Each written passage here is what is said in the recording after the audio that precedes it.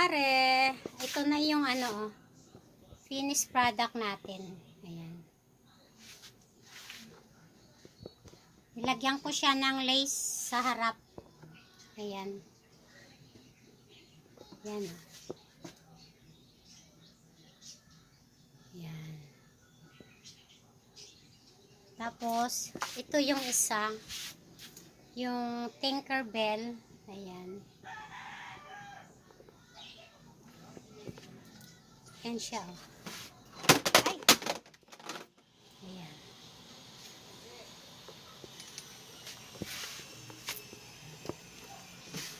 Nalaglag yung thermos. Kasi nandyan. Ayan. So, may slit siya. Ayan o.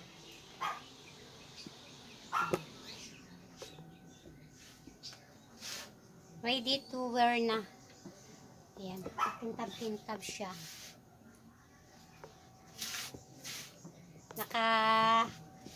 Nakayari na naman tayo ng isang gown.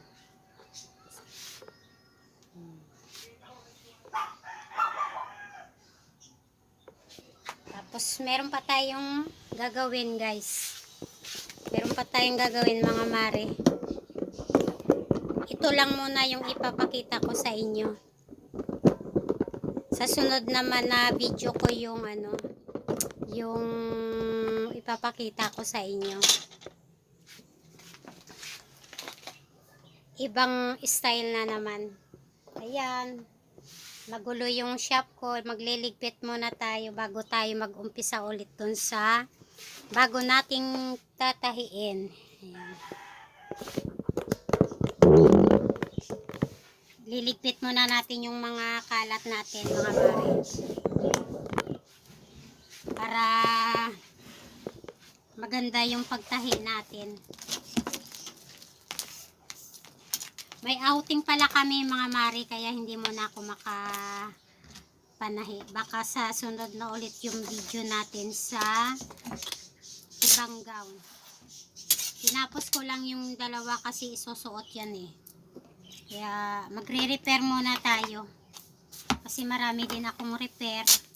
Kailangan nating gawin. Ayan o. Oh.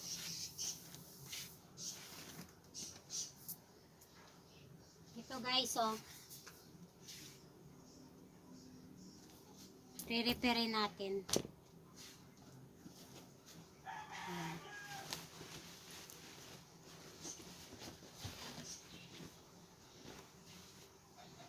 Tapusin muna natin yung mga repair bago tayo mag-umpisa ulit sa isang gown.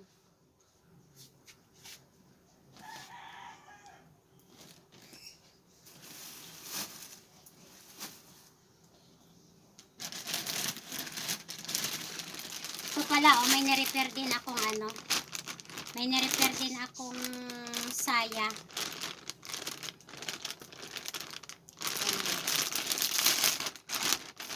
Papakita ko lang sa inyo. Ayan o.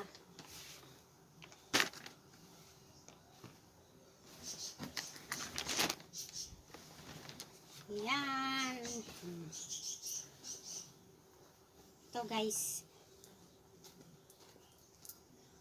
Ayan siya. Ayan. Yung manggas niya. Ayan. Tapos meron siyang ano.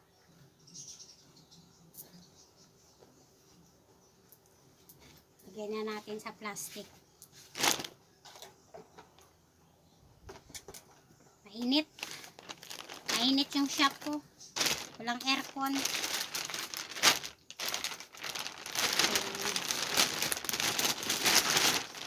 Yan lang guys. Yan lang muna mga mari ko. Ayan.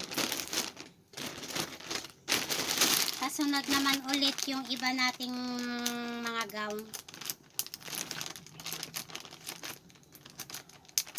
Mga sunod nating video. Papakita ko yung ano. Yung iba na namang gown. Yan sa ngayon magre-repair muna tayo. Salamat sa panunood. God bless, mga mare.